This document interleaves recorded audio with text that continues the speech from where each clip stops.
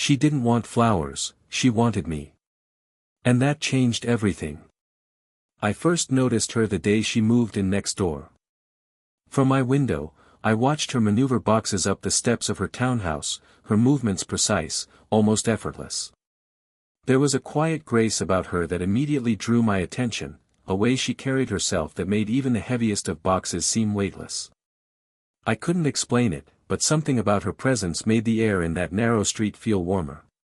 She was in her early 40s, I guessed, though there was no trace of hurry or fatigue in her motions. Her hair, a soft chestnut with streaks of silver, caught the morning sunlight as she tucked it behind her ear while reading a label on a cardboard box.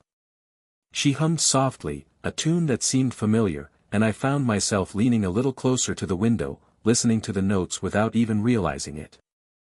There was an effortless elegance in her fingers as they traced the edges of her unpacked belongings, books, photographs, delicate ornaments, and for a moment, I imagined the stories each item carried, the life she had lived before she landed here.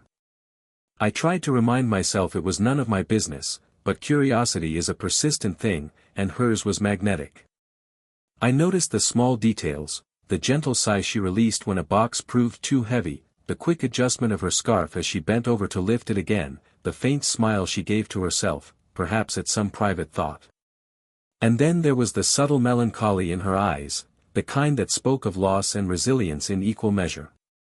It made my chest tighten in a way I hadn't expected.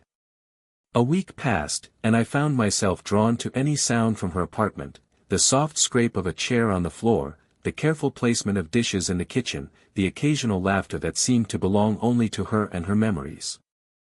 I never introduced myself right away. Something about watching her from afar felt safer, like I was a part of her life without disturbing the rhythm she had painstakingly built. Every glance she sent toward the window, polite, fleeting, curious, made my heart skip. Was it recognition, or merely the reflection of sunlight in her eyes? I could never tell. And yet, the pull between us was undeniable.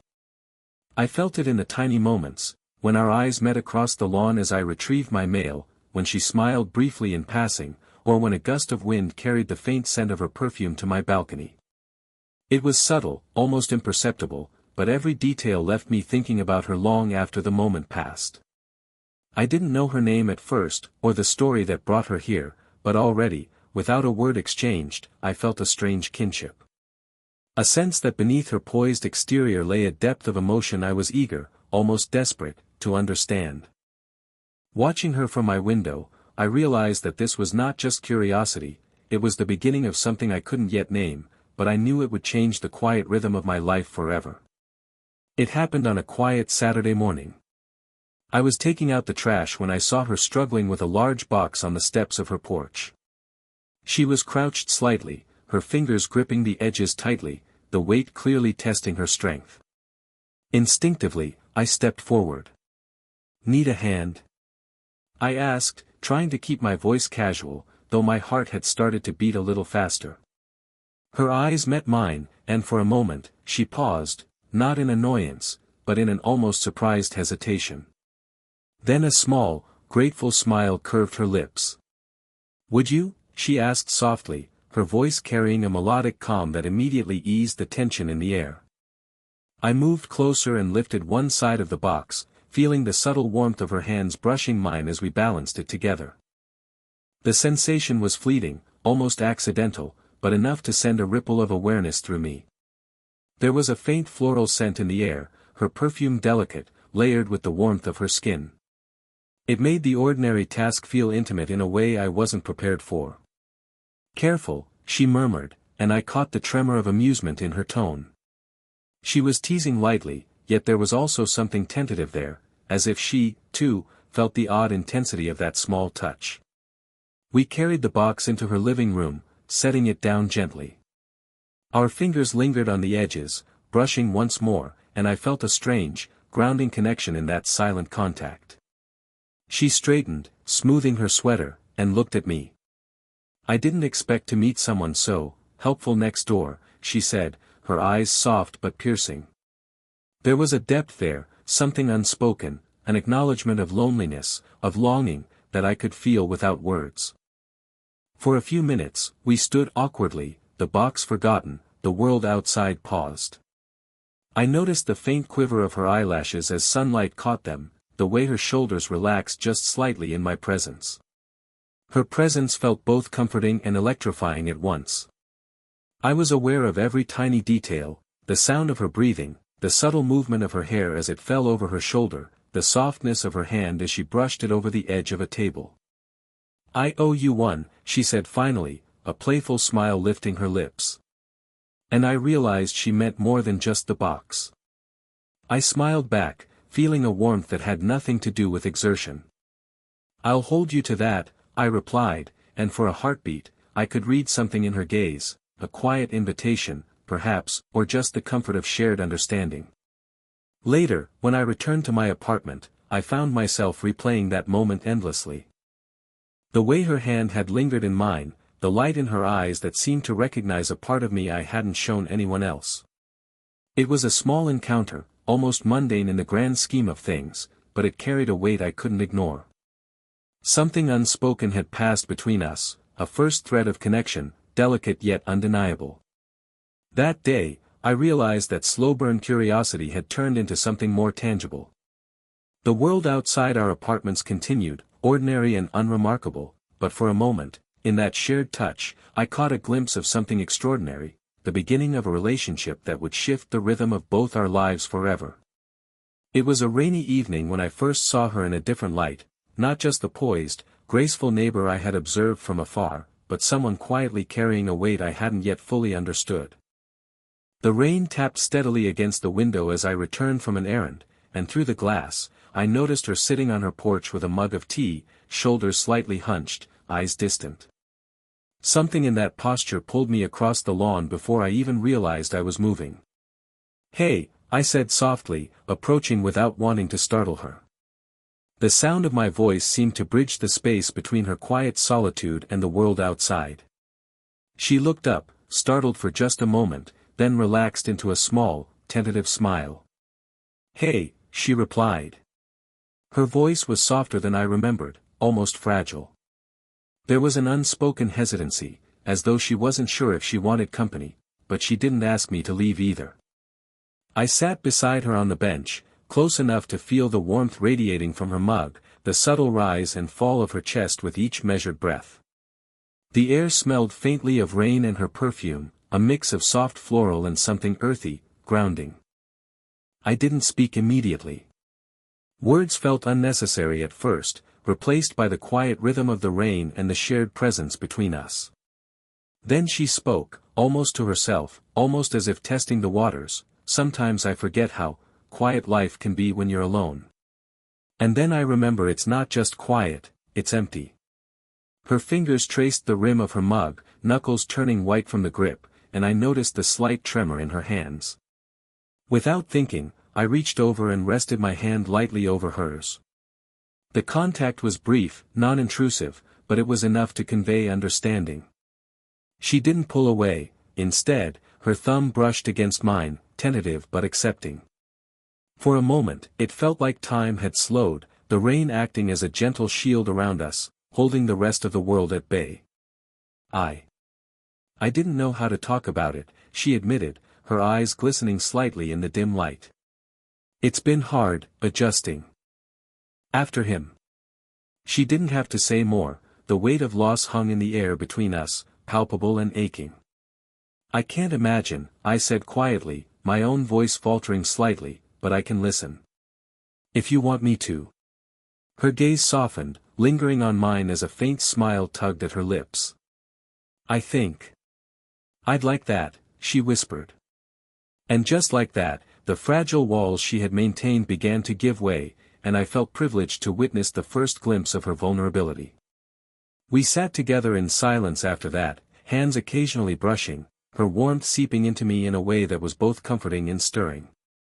I noticed the slight relaxation in her posture, the way her shoulders eased, the subtle tilt of her head toward mine when a gust of wind brought the scent of wet earth and flowers from her garden. That night, I realized that connection wasn't just about fleeting touches or stolen glances. It was about trust, the quiet bravery it took to share grief with someone new.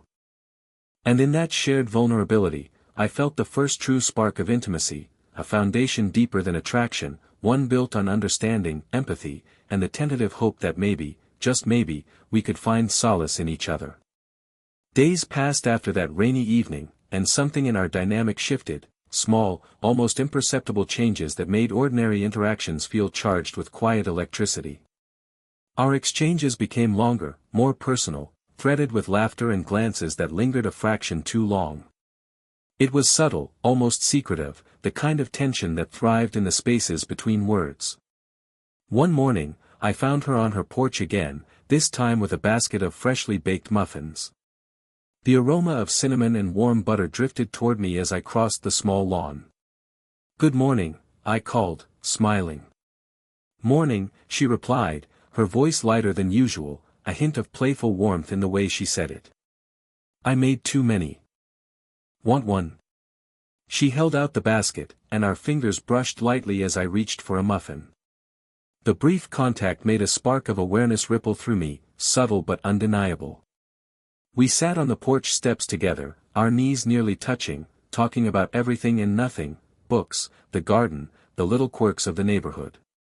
She laughed at a story I told, and I caught her eyes glimmering, the corners crinkled with genuine amusement. It was more than a laugh, it was a shared understanding, an intimacy that was forming quietly, brick by brick. As we spoke, I noticed the way she occasionally brushed her hair back from her face, deliberately or unconsciously positioning herself closer to me. Each movement was graceful, a gentle invitation without words. And I found myself leaning slightly toward her, drawn to the warmth of her presence, to the subtle curve of her lips when she smiled, to the way her hands moved as she spoke. At one point, I accidentally knocked the basket of muffins, and she reached to steady it, our fingers briefly entwining. The touch was light, almost accidental, yet it lingered in my mind long after the muffins were upright again. I felt the warmth of her hand, the softness of her skin, and the faint pulse of her heartbeat beneath her delicate grip. That small, fleeting connection held more weight than I expected.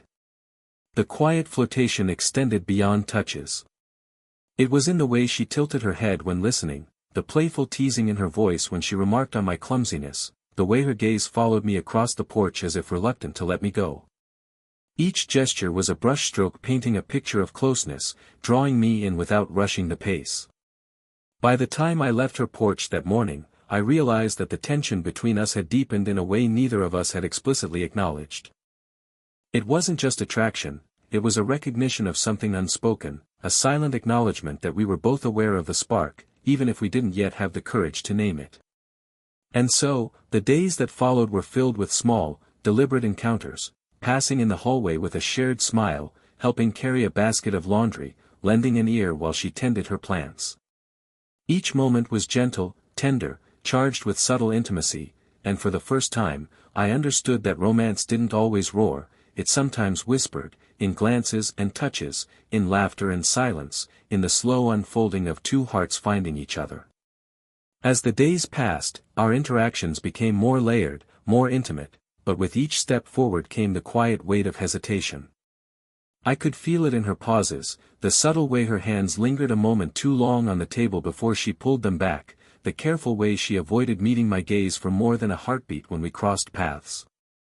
And I felt it too, the awareness that every glance, every brush of fingers, carried a significance we weren't ready to name. One afternoon, I stopped by her door with a cup of coffee, hoping to continue our gentle morning ritual of shared conversation.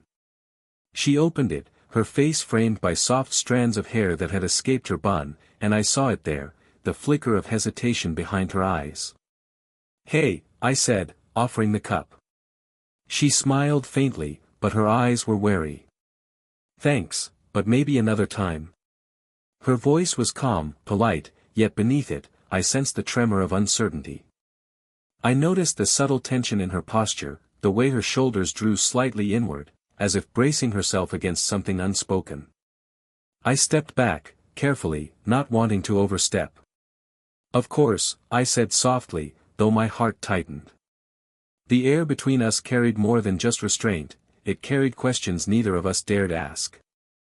Later that evening, I saw her through the window, sitting with a blanket around her shoulders, staring at the rain.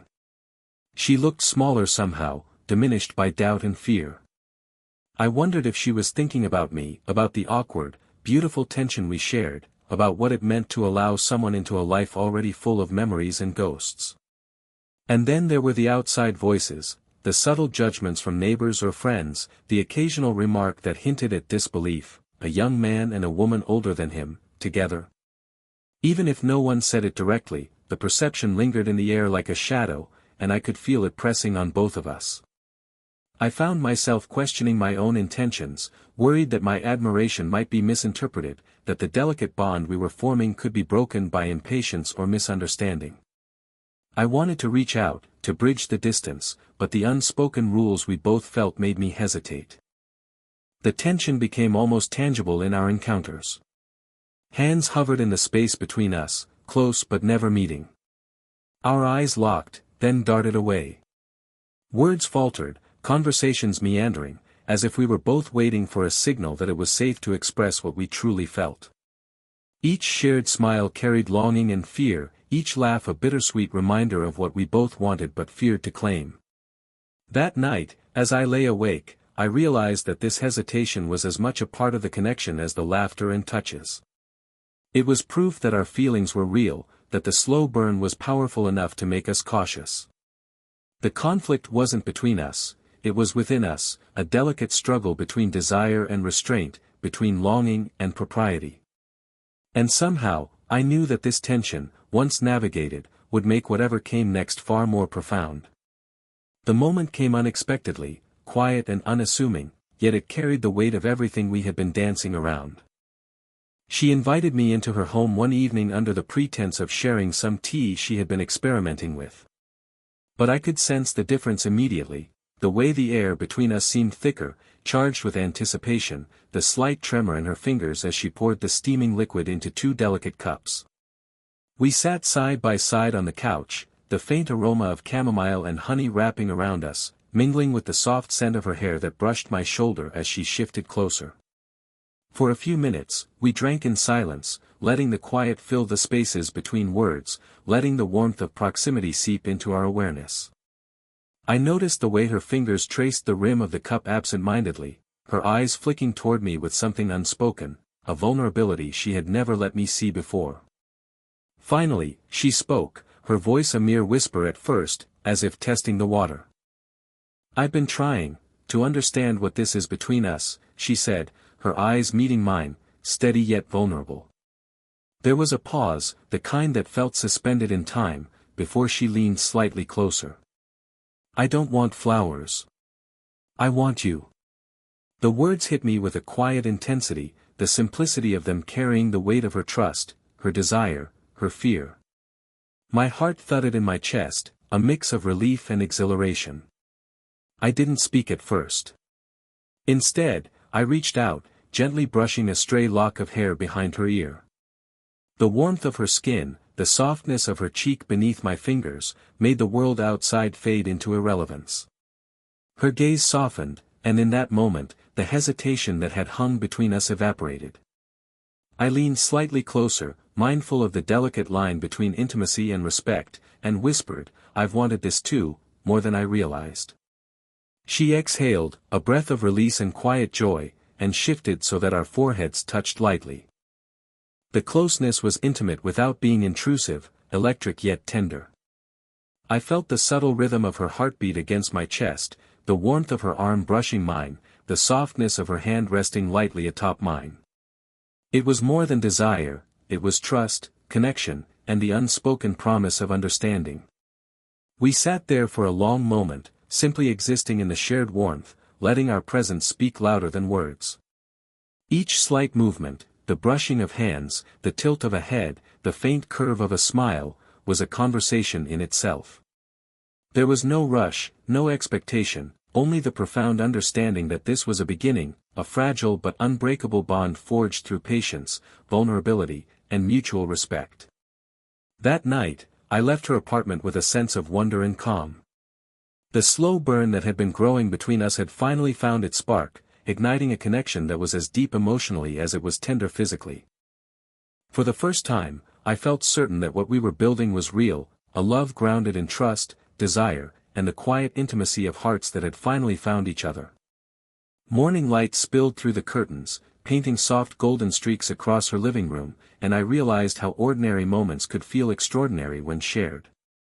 She sat on the couch, a cup of coffee cradled in her hands, her hair loose around her shoulders, and a soft smile playing at her lips.